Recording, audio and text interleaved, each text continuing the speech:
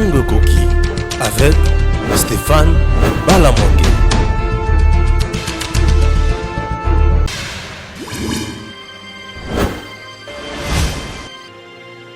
Abonnez-vous sur Eden TV officiel. Nani abomi Henri Thomas Lokondo. Balobi Henri Thomas Lokondo akufi na poison. Eza ya solo to eza lokuta. Eza likambo to aliko mituna bandeko balandi. Wana likambo ya liboso na émission na biso. Tozemeka tosala analyse sur liwa ya Henri Thomas Lokondo. Henri Thomas Lokondo akufi. Eric Tsaka, bonjour. Bonjour, monsieur Stéphane. Henri Thomas Lokondo akufi tozana matanga. C'était mais yo le bana. Bon, toujours une nouvelle en lobby hier à partir de 19h. Nouvelle Outaki Afrique du Sud, puisqu'à Kenya qu'on s'est fait soigner en Afrique du Sud, il y a un malaise. Une nouvelle qu'il est mort. Bon, ça c'est la nouvelle que Mission Stozwaki. Mais source il y a Liwanaye, en tout cas c'était pas, on n'avait pas vraiment donné cela. Mais après, je crois 24 heures. Netoyoko Yoka un peu de par-ci par-là qu'il a été empoisonné en Afrique du Sud, des bandes Awa et en Afrique du Sud.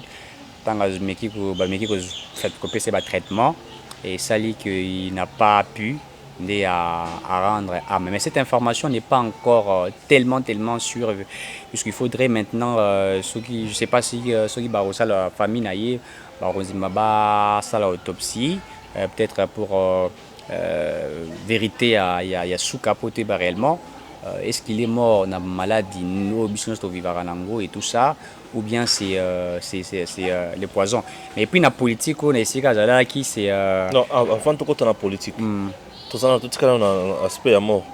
Avant, mais le bilan qui avant il était atteint de la Covid, non? Bon. Qui a atteint la Covid. Ça, c'est que ici, ça n'a pas été facile pour le traitement. L'Afrique du Sud est l'Afrique azali parmi les pays qui contaminé belé que les RDC puis qui belé que les RDC. Donc ce traitement c'est pas ça la raison puisque na Congo il y a eu des traitements à l'hôpital à Minene baza ko traiter qui m'a mouillé Jacquemas qui a été en Afrique du Sud des traitements. Té lokuta bakena maka mususu ta ba oyo mususu oyo. Tout le monde a bangout oyo Robert en Afrique du Sud qui m'a covidité qui m'a maladie tout ça bango bazar d'ailleurs c'est une honte il y a mon autorité mboka qui mambo na bango ba beli ba kene ko se faire soigner ailleurs. Pourquoi vous n'êtes pas responsable? Il y a ça là hôpitaux, il y a qualité qui répondre na ba critères ndenge sengeli. Mais il y a ngwana des choses ali mabete. Donc tant yo za na makoki ya mbongo ya kokindaka Afrique ko se faire soigner. Parce que peuple o yazali na mbongo te na makoki wana te akufa ne. Donc peuple akufa. Problème ezate peuple akufa bango ba kufa na ba Covid. On a deux médecins dans ce pays. On a des docteurs. J'ai quelqu'un qui est médecin. Pour avoir prime naïe, il y a une démarche, il faut aller en Bongo, il y a 3 mois. On a stratégie, on a mécanisme. Il y a une démarche pour acheter la prime. Il y a des médecins, il y a Bongo, il y a 3 mois. Le reste, attendez, il y a 10%, mais il y a 3 mois. Le reste, il y a un niveau de traitement, il y a des médecins dans le cannabis. Au côté de l'hôpital, on a besoin de Minene Oyo. Ceux qui ont un bon côté, ils ont un bengi cadavre. Aussi beaucoup de temps. Pour moto simba wazate, atako chuba otonga, moto chuba atonga zate. Tout à fait. Moto pesa qui c'est ce qui nini azate. Comment expliquer mbo cannabis bato ba koki ko kende liboso. Bref, les politiciens congolais ba bomi RDC na niveau nyonso. Donc ce sont les criminels en quelque sorte. Tout à fait. Puisque bango baza makoki ya kubimaka ko se faire soigner ailleurs. Moni Covid ton ya qui est déjà RDC koki une année tout ba auto zwaki kali bosso. Au to zwaki kali bosso azalaka interné na hôpital ba chinois congolais d'Enjili. Donc c'est déjà pratiquement une année. Donc Covid interpella qui biso ya ba autorité na biso baye bako meka ko bongisa ba hôpitaux batia bat na ba conditions mo bien pour permettre que tant malade ezali moi ba pandémie ezali et tout ça épidémie ezali congolais quand même baye ba kaza na hôpital moko ya bien ko se faire soigner sans problème. Donc on peut pas avoir les hôpitaux quand pour la pandémie. Quand pour la pandémie malaria mais bien sûr ils ont makasi na malaria ko zo ma koleka Covid-19 surtout ça statistique et ba combien de personnes ba kufa la malaria par mois et puis par année au monde que ka otoza nango na Kinshasa par rapport bato baza atteint na Covid na ba décès na Congo awa eza muké par rapport bato ba kufi na malaria bato ba kufa na malaria chaque malaria typhoïde eza et puis acidité même maladie mais sous ezali zo boma bato chaque jour eza maladie nzala te pour nzala ezo barre biso moyente ya ndenga kosakana te nzala ezo boma biso à tout moment il y a des gars ce sont des choses autres en kati ya ko déplorer tozongi na kati ya liwa ya Henri Thomas Lokondo to moni bazo bimisa message moko il y a Patrick Kanga. Patrick Kanga, c'est un jeune PPRD. Babimisi message moko soit disant que yé nous solo là qui na moto bana kopé sa rapport qui ngana sali musala langa et que awa siko na zana posa na mona pe kombo na ngana liste pe ya banani et conso message yango na mona ngopé flou na posa na raisonner autrement quoi. Bon, en politique tout y est, hein, mais il faut être sage, il faut être souple. On va étanger sans la politique, on y a na lutte, il y a na fourchette. Donc on y a na lokoso, na lutte, on y a na lokoso, na lutte au kufa. Il y a na fourchette et à moi tant aux autres, bien d'habitude, monsieur Zakoku est nassé et ça est intéressant. Donc on peut peut-être croire, peut-être, je ne confirme pas ici, que moi, Bablo Miki Zali Nassima par rapport à Liwanaye, puisque Thomas Lokondo a participé dans Makambu et bien l'Assemblée nationale Wana. Il a été parmi les acteurs, les députés majeurs de l'Assemblée nationale. Un homme très dur, très logique, bonne gouvernance. Avec des interventions brillantes et tout ça. Il s'est opposé plusieurs fois. Il y a MP. Nakati MP, certainement. C'est quelqu'un parmi moi il aux l'Assemblée nationale la biso ba député banda ba kota ba lobarate ba la ba pongi. Qui sont pour qui sont contre qui s'abstiennent il y a formalité. Mais lui ce sont par exemple parmi les députés majeurs ou baza ko défendre mboka ba leka ba sala na nyonso to yebi. Kabila salitike na ye ya Mabunda Thomas Lokondo azo postuler. Donc ba boulou keli ba problème pas lourd. Mais hypothèse opé à poison cause la pour mon repère Outa Koufa, comme ils ont qui mangana se rappeler naïe le monsieur Azalaki proche il y a PPRD FCC tango à Lungu à Komagi na union sacrée. Le sénateur Lola Kisanga. Voilà. Il pas Outa Koufa na poison. Le sénateur Lola Kisanga. Donc le sénateur Lola Kisanga Covid des poison quand des poison tout là tout le monde en poison. Donc bah hypothèse wana nyonso et quoi ça vrai moi je ne confirme pas mais ma ininga na rappel pas mbaté. Pourquoi les tuer? Mais présenter menace envers Nani. Beaucoup et puis batonabi so ngambo bon ici je vais pas ce qui na le bi bato ngambo c'est que tu es à l'Assemblée nationale na mona postulé na été tu as postulé na été mais Thomas Lokondo a participé na Bablo Kebele hein. Il fait partie de 13 personnalités. On va proposer la réforme au niveau SNI, réforme institutionnelle, réforme loi électorale. Tout à fait. Il est c'est pas un petit politicien. Mais le fait hein. Bien sûr. Vous allez consulter par le président. Bien sûr. Bien sûr. Donc Azali parmi les politiciens majeurs, Baza Bato Penza, la RDC a perdu une tête bien faite et pleine de compétences, de beaucoup de talent et de beaucoup de maturité du charisme. Alors, député à Bouy, tout ça, on mouké dans l'Assemblée nationale. Tout ça, on a député, Moussou, on va danser dans l'Assemblée nationale, on va dormir. On a un message. On va faire circuler sur la mort il y a Henri Thomas Lokondo. Message c'est comme qui dirait Batinda Kimotu akende kosala ku siko mutu wana azongi alobi mokonzi na uti kosala ku mutongo kala mingi te asa déjà écarté à kokufa et consort. C'est que ce moto alobi bon ça veut dire que il s'agit du poison. Quoi il que aza sur na eloko acheli ninga kebuye esili simbi nango. Wana point R. Point B il peut mutongo peut répondre abi mais ozo kobilanga makamwana awa pourquoi puisque il faut éviter ma camonne tiwana habiter puisque na lobby na sali par na ngai bino bozala ka boye kozanga ko na liste il faut botala pe ba sacrifice na sali pona ko ya kaka bona komi exposer kakaboité, je ne peux pas m'exposer kakaboité. Au finish, si nous avons la kimia, nous avons la calme, combat, ils allaient bien, tu seras peut-être récompensé qu'on sort.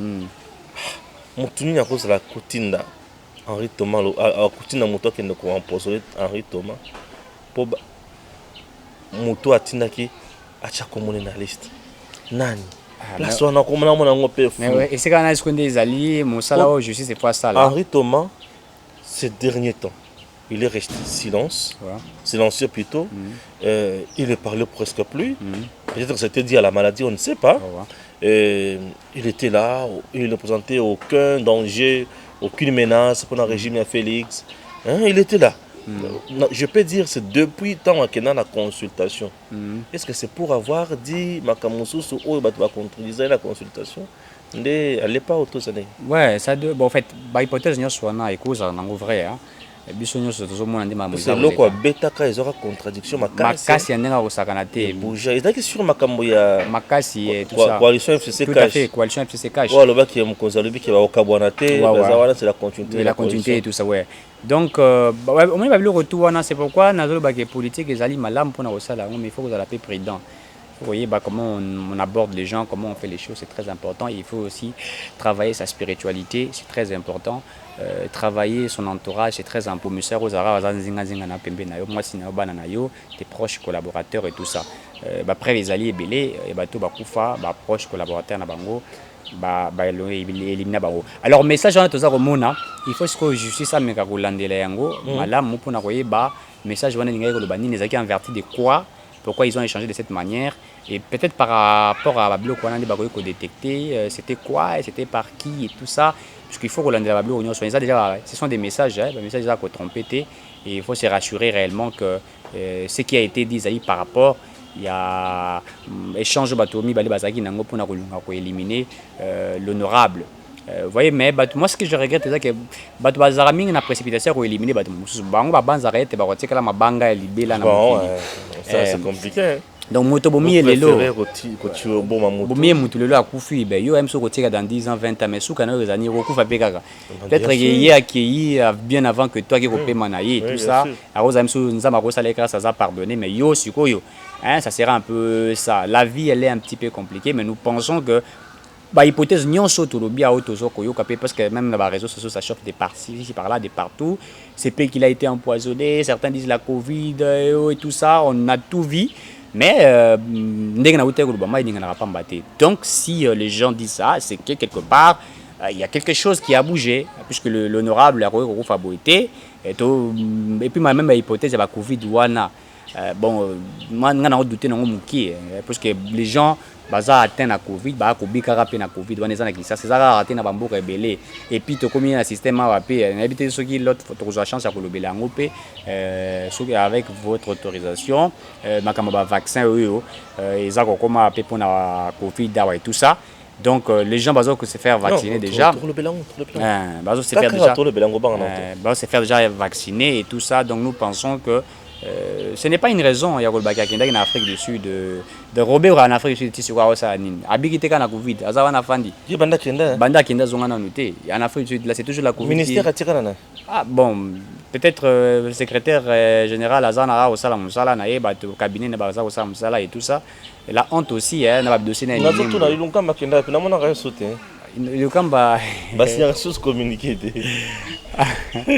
et nous quand vieux pépé non qui peut ça mon nom parce qu'il y a chose communiquer communiquer il a porté parole à ça la raison salade donc azo c'est la remise et reprise ouais remise et reprise so gouvernement bimi puis gouvernement ngo c'est peu ceux qui raté semaine cette semaine mususu zo ya wana bon mon gouvernement kuna simbi bon yango les zones ngana kuna eza en tout cas masolo za robeta makuna ya eza ko chauffer makasi aba mbika ya pe wa mbika yi aza à tout prix aza pour ça azo multiplier ba discours na hier à tout prix il veut vraiment rafler à tout prix il veut avoir des ministères bon on va voir ce qu'il va donner azo multiplier ba message ni il kasi tiye afundaki bati pas président de la République à lobby 41 députés albimisi à FDCA ils ont le quota, bah ils ont 41 députés et qui y a Azali il y a en fait FCC na kati FDCA bon il disait que bah député monsieur bazar là bazar entre guillemets bazar na pour bon bazar bon son kati FCC donc bazali bah député 10 bazali na kati 41 10 bazali il y a FCC, bon, s'il dit fait FCC, je ne sais pas s'il voulait faire allusion un peu perdre ou pas. Et puis à lobby, à lobby, ceux qui, je crois, entre 12 et 21, ceux qui a parti travailliste et tout ça, bah, ça paye 6 ali le quota. Il y a un gros monde un peu à multiplier, même quand on a batounaillé. Oh bah tu es prêt à démissionner si le ministère régalien donc tout ça ce sont de choses à ça là puisque lui comme je l'ai toujours dit je ne mâche pas mes mots j'ai toujours ma langue je n'ai pas ma langue dans ma poche voilà, et c'est un opportuniste, un grand opportuniste, un affairiste. Sénateur, professeur Bati n'a pas 41 députés. Bon, et Baki Koufouna n'est pas président de la République. Peut-être je peux dire que c'est de la médiocrité tout simplement. Pourquoi? Ouais, tout à fait. Puisque ceux qui osent en posa oye ba député, mais si oye ba appartenant à ces députés, ils ont aussi qui est dans l'Assemblée nationale. Tout à fait. C'est la liste, il y a des députés appartenant à chaque regroupement politique ou regroupement électoral. Tout à fait. Vous voyez que tel vient de tel côté, tel vient de tel côté. Ce qui est mbika les Camerounais, tu vois, le quota. Je me moque d'eux. Pourquoi? Puisque tant que divisa qui AFDCA, Nabatuya, Kabila, Banemi, Bakalev, banani mususu basaki moi ebele bachadari tango ba divisaki yango batuana ce sont les gens sans cœur. Ils pouvaient bien brandir cette hypothèse là pour dire que d'ailleurs tel n'a pas autant de députés au contraire il a ba oyo mais ceux qui est lo connaît tu en bimina batuana te balokelo ko kosala ti bazangi et que mbika ye oyo azana un mal de positionnement azana kati ya koluka Alika, ministre, tout, moi, Sinaye, bon, c'est du n'importe quoi, tout simplement. N'importe quoi. Et en plus, parti travailliste ne peut jamais avoir 12 députés. Ça. Même dans un rêve. Parti travailliste ne peut jamais avoir 20 députés, même dans un rêve dans ce pays. Un parti qui est connu uniquement ici à Kinshasa et précisément dans la commune de Limité ou Kalam. Non, c'est quoi ça? Non, c'est quoi ça? C'est un parti qui est impopulaire. Et au-delà de ça, il y a un secrétaire général. Parti mais tout le monde a secrétaire général. Il dépend de mon Kabouya. Je ne sais pas. Il y a SIDO. Il a fallu l'OP quand même tout le monde a des voix qui toko. Parti Zébé, tout le monde a quand même un secrétaire. Je ne sais pas. Je sais pas, c'est lui et sa femme. Au-delà de ça, chers compatriotes, si on peut nous dire des vérités dans ma Kamoussous, ce qui pensent péter dans la partie mounene, on ne pouvait pas faire AFDCA. On pouvait faire PTA. Pourquoi PTA?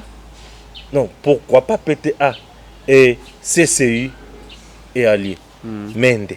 Azana CCU et alliés. Bien sûr. Lambert Mende. Oui. Et puis Bali n'a eu un Belé.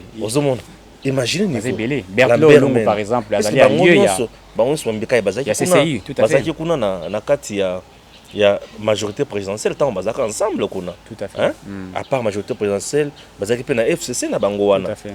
Mende a créé CCU et alliés. C'est pour dire que Mende pèse. Bon, il pèse. Tu vois, c'est pour dire que Mende a une base. Tout à fait. Plusieurs fois Mende est toujours élu. Tolongwe wana. Toké, imaginez, parti Moussoussou, neti, parti Nini. Bon, tu as perdre allié à Zali. IDPS est allié. INC est allié. MLC est allié. Tu as la partie où ils ont pesé. La partie où ils ont la combat, la partie où ils ont la base. Bon, péter allié, pourquoi pas mater? Pourquoi pas péter allié? C'est-à-dire, trouver que ils ont sa partie satellite, partie mallette. Tu n'as pas le temps. Partie à l'élection, tu n'as pas le temps. Tu n'as pas le temps. Il y a un temps pour rien. Quand il n'y a pas un grand nzoko, il y a lia mutu oyo nde bazi pete wana bachaye tout à fait tozo bandela likambo oyo bandeko balandi les Cambolobi et Taliban députés nationaux. Il n'y a aucun député national sur la liste PT. Non. Les députés qui sont de l'autre côté appartiennent à l'AFDCA. Du professeur Bahati. Professeur Bahati Lukwebo. Sénateur aujourd'hui. Et président de l'AFDCA, c'est le président statutaire de l'AFDC, parti politique. Mais Bato Makambo, motema mabe na mboka na biso eleki sikoyo ndelo. Makasi. Motema mabe eleki ndelo ezosenga kaka bato ne ba comprendre. Mais kolo bitoma nanga ekomi bato ba comprendre mibeko ya mboka na biso. Tout à fait. Vous savez, mobeko moko dans la constitution na biso. La constitution, il y a un article que les politiciens aiment beaucoup utiliser. Et l'article en question, aux populations, aux politiciens, à la qui ça représente peuple qui est papa, au yayo, salila yango. Article 5. Droit à vote. C'est l'article le plus respecté. L'article des opportunistes. Non, l'article le plus respecté par les politiciens congolais en faveur du peuple. Peuple, oyo, et ça m'a pour nommer na yo. Yo mi coloniaux so zo ka faru la zo sala ba marche pour na courant ezate. Et à ça, atira jamais au salon. Est-ce que zo ka faru la sali marche pour ma ezate? Jamais, il ne le fera pas. Yo zo ka faru mi so ba sala ba marche pour na mama ben yango. Il ne le fera pas. Ba zo sala marche pour na élection. Dans notre pays, chaque jour on nous parle que des élections. Tous les jours. Dans une élection. Tout ça l'élection en 2006 na Kabila. Le Congo a gagné quoi? 2011 na Kabila, le Congo a gagné quoi? 2018 na Félix, le Congo a toujours gagné. Na Bandeli. Na 2006 on a l'élection na Kabila. Courant, maille, transport, Nzela. Nous sommes qui mabe social, ko futa ya bato, kaka ya mabe. Ko beta bato mabe lisusu, bazo beta lisusu bato mabe. Ko boma bato mabe lisusu, ko kanga bato pamba. Tout à fait. Este bato bazo kufa kaka mabe. Kunda bato ada beta biso ndenga lingi M23 côté pe beta biso ndenga lingi. Mais élection c'est les mêmes mboko. Tout à fait. Élection est salemi. Tozu Sénat salemi na mboko. Atira le coup de banane de 2006. Assemblée nationale, élection et salini échanger nini na quotidien ba congolais. Ozomon. Élection, c'est bien élection. Ndena qui plus loin le OK. Tolini élection mingi. Donc biso tozala mboka ya élection. Tant au peuple paix azokota kaka na rythme wana. Le peuple congolais aujourd'hui agit uniquement sur base ya aux politiciens zo yebisa. Toko bimana balabala, toko kende, toko lakisa bango. Politiciens congolais tant abimisa ka peuple congolais na balabala. Ezaka pona intérêt ya peuple te. Mbalebele ba bimisa ka bilo na balabala pona ba intérêt na bango. Tout à fait, parce que ba carte c'est belé ba ça là. Puisque politiciens congolais na Kambutali droit de vote ya peuple. Atosaka yango makasi. Bakoya ba na ba fanfare ba bine libino. Bakabelino ba polo, ba t-shirt consort tout. Politicien nini azo kabela bato nyonso mikolo nyonso ba t-shirt pona bato ba telemela makambo ya sécurité à est. Mais les droits à la sécurité et ça obligation pour les dirigeants congolais. L'État que vous voyez, c'est une organisation. Jean-Jacques Bayebisabi, Jean-Jacques Rousseau, tozo banda makambo organisation tolongona makambo jungle, tolobi non. Et c'est une structure qui est dans la et diriger la société. Et structure qui est dans l'État. Et qui est Mathieu. Et ils ont la mission régalienne. Protéger l'homme, c'est bien et c'est bien. Est-ce que l'homme est-il protégé? En RDC, l'homme est abruti. Et il n'est pas protégé. Non seulement ils ont voté. Ils ont bêta biso. Baokanga biso mabe bazo tiwe biso nanko baonyonga biso petola la nzala. Tout à fait. Et bango bazo vimba bazo zala kitoko. Bref, ça fait très mal en RDC dans la Kamwebele où tous en kati ya ko traverser. Bon. Siko bazo tanga Patrick Kanga na liwa ya là. Est-ce que la cause là vraiment est-ce que Patrick Kanga a empoisonné nani Henri Thomas Lokombo? Bon, je ne peux pas confirmer ce qui est aïe, puisque, comme je disais, dans l'élément confirmé, Mais s'il s'avère que baza ko tangaye et que bato baza ko tangaye bazali na ba preuve eza ko lakisa niveau ya justice que ezali eh ben wana prison efungwami makasi kutu prison ezara ti sur ezara ofungama bande komela bato en cravate en veste et puis prison ko échanger liboso na tanga kabila ezara ko nde komela bakuluna o matete bakangi kuluna pa bokende na wapi angenga buluo buboke wapi makala kimi prison ki ko bata me pa mwana na oui que lelo aleli oh afandi ote batinde na moni ba encercler ndako na ngai yita banda ko encercler banda ko batona yebaki mama monisco akiti wana akinde ko vérifier ata police moko te encercler ndako na mais ba encercler ndako na bité so la laki ndo talati mama oh ba encercler ndako na ngamba ako musala ba cauchemar ba cauchemar mbala mo yewa aza kolela mais basali yango kutu te nanu kutu basimbi te déjà bandi ko abadu sa ba cauchemar mais soki basimbi bayeba ke bazalaka likola l'état te l'état oyo ya sakanaki na bango lobby l'état ngo lelo pe à s'en charger na mais ce qui peut encercler ndako na le problème mais oui ba encercler ndako na ye ceux qui bazana pour ça ba joyer puisque depuis ba pesa qui invitation à répondre à l'invitation wana te ce qui est vrai phase de la mandat d'amener bien sûr que oui il faut ba salele yango bazota lele na batikele à mon que l'état est faible l'état et puis pourquoi ne pas répondre c'est bête c'est pas être intelligent invitation dali kokanga yote ngaso ba pesinga invitation on me donne l'invitation je viens je me présente na bimisi ba rima na ngai tout ça soki ezali convaincant ou tout ça voilà on me laisse soki ezabongote bon la justice est saisie de moi il fait son travail de hier azan même ko boya ko se présenter na justice au dossier sensible donc ayebi makambo salaki Ndazaro Banga, il connaît ce qu'il a fait. C'est sensible. Il connaît ce qu'il a fait. Donc, il sera. Parce que c'est ça l'état de droit.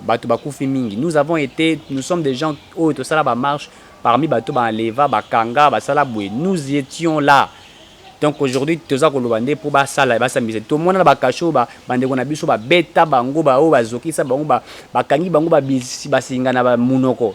Mais aujourd'hui, quand même, il faut que la justice se saisisse de ses travaux et qu'il fasse son travail. Ils ont dit, madame, l'élection coûte tout le temps, l'élection est mystique. Même temps, on a au recensement, en 2015, on peut perdre un recensement. Il y a des gens qui ont été arrêtés par l'ANER. Les locaux, on a eu Richard Ilunga, déjà au Nipalobi. Recensement et Salima, mais il faut que ça la différence entre recensement et recensement, les élections, Salima, possibilité d'aller dans 2 ans. Il y a pour recenser et puis à sali budget c'est 350 millions de dollars pour un recensement ce qui tout bandi yango les deux 2023 tu organiser l'élection sans problème donc ce qui statistique yango ils allaient malamu qu'ils allaient vrai pourquoi pas que bimisambo wana ba moko ça la recensement pour être élection salima s'il y a la possibilité de le faire on le fait puisqu'il dit tu dépasser 2023 donc voilà donc ezali makambo moto ya kosala mais natanga kabila ezalaka bongo te et puis neto lobaka yango le moment de faire recensement ezali nde yango yo bien sûr, bien sûr. Tous les latés qu'après l'élection en 2023, peut-être Moutoumoussous Abini, tout Fati a confirmé, il y a un recensement. Il a dribblé mandat. Le temps est maintenant. Très bien. Tous ces là, tout est suite il y a Henri Thomas Lokondo. Tout est que nani a bomeli bison pa kango, l'ingomba pour l'ingomba ko ko tikala boyete. Total ce qui kusuka wapi. Mais Patrick Kanga yo lokola ko komi otanga yo wana. Aux agents talibabe pour éviter ce qui reçu que la wapi conversation wana nazo yebate ba kostili mwana ba tuto bazo ba isaka kamolo ya solo ya bani réseau mobiemba sociaux et to dikaka na makambo Patrick Kanga Patrick lela o libabe to nini abanga te to batami na sima ya porte na fleur to zela yi to pesa fleur na to batami sima fleur na yo sima porte na fleur la fleur ngweza nini ah seigneur polémique à tout à fleur à président à moi sinaï. Ah mais polémique à moi de en fait, les gens trouvent ça un peu bizarre, hein? Ils trouvent ça ôté. Congo ils en a pas si les présidents pouvaient pas le faire et tout ça. Congo ils en a pas si toi tombe la cam takala. Na lobby, oui bien na Congo ils en a pas bazar misala sans emploi mais à ça ba cop na $100 peut-être par mois. Il est très à l'aise. Il est à l'aise mais au moins na Mutango na Kimbuta to na Tchétché aza mais la bière plus de 3 ou 4 casiers. De Azan, ils consomment la moitié de faire à $10, à $20. Et puis, quand la présidente, le but est que quand la moutumoko dictateur, quand la moutumoko bakana, non, Azan, il peut la vie privée, tout le monde a, moi je vis ça en France. Président Sikao, jeune, comment il s'appelle encore, Emmanuel Macron. Moi, si Nazara professeur, Azan ko la kisaye ndenge balobaka, Azan ko porter ba correction même ba faute d'orthographe, Azan ko filmer un presse présidentielle. La femme est en train d'apprendre. L'homme a expliqué. Baza ko filmer yango. Baza ko l'accès séance, moi baza ko l'accès Emmanuel Macron comment tant ko kuta na Donald Trump à l'époque quand Donald Trump était président parce que Donald Trump so PC mo ta seraka mutu maboko makasa za ko serra za ko coincer makasi. Baza ko l'accès comment tu peux occuper ça Donald Trump mbote pour résister face à la force de Donald Trump. Baza presse présidentielle a ko filmer yango. Là ça ne pose pas un problème. Mais ça veut pas dire qu'en France tout le monde est riche là-bas. Il y a des pauvres, il y a des quartiers, non pas beaucoup de quartiers, ceux qui viennent, il y a des avenues, quartiers salité dans la France. Quand la presse le fait, ça c'est pas un problème. Quand Fachi aussi pour montrer son côté, il y a amour envers sa femme, il va comme ça la surprise, ça devient un problème. Et là, Kabila n'est pas biso pendant 18 ans. Tout à fait. Au Tikala, comme on a 18 ans, Kabila pêche olive bisouté. En plus, c'est les wads. Félix Abanda Mabé. Banda a prêté serment. N'a qu'au quitter le colo, on a mbala moko bisou. Atayo moko. Nous veillons surtout. Bisou te met ça dans le biloko. Bisou te met ça dans le biloko. Moninga tafanda kia oya zali kolo kuna akiti mbala moko en public bisou ngembre.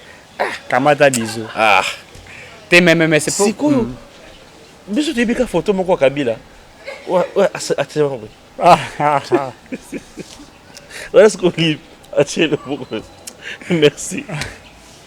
C'est bon.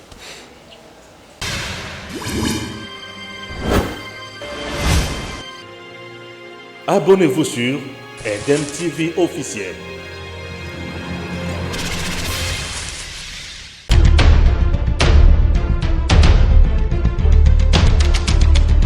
Tango Koki avec Stéphane Balamoké.